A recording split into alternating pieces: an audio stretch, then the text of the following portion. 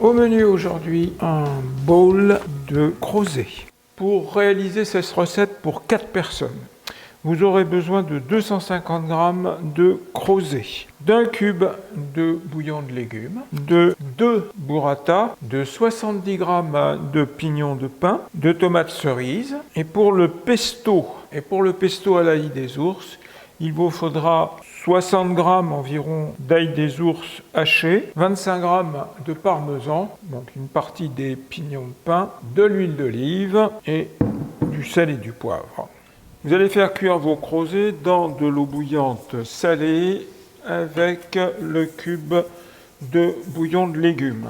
La cuisson prend ici environ une quinzaine de minutes. Pendant ce temps-là, on va réaliser le pesto à l'ail des ours.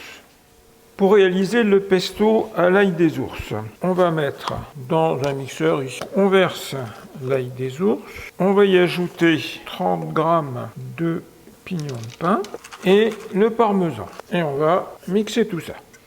On va ajouter un peu d'huile d'olive. On va continuer à mixer. On va ajouter de l'huile petit à petit jusqu'à obtenir une consistance crémeuse. On va poivrer et saler modérément. Le pesto est prêt, il a une consistance crémeuse.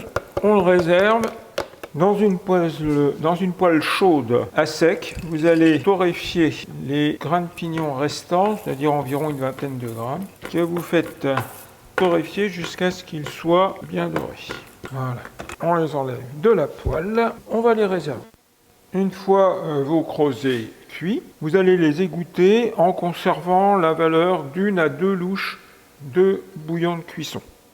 Dans une grande poêle, vous allez mettre les 3/4 à peu près du pesto, auquel vous allez ajouter 1 à 2 louches du bouillon de cuisson. Vous mélangez bien, vous mettez les petites tomates cerises à l'intérieur pour les faire légèrement cuire et vous allez ajouter les crozets que vous allez mélanger à l'ensemble. On va rajouter un peu de poivre et vous rectifiez l'assaisonnement en sel si c'est nécessaire. Et on va préparer les assiettes.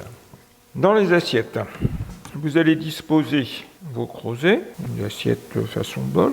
Vous mettez par-dessus les tomates. Vous allez mettre une demi-burrata par personne, un petit filet d'huile d'olive avec le reste du pesto et vous recouvrez avec les pignons grillés.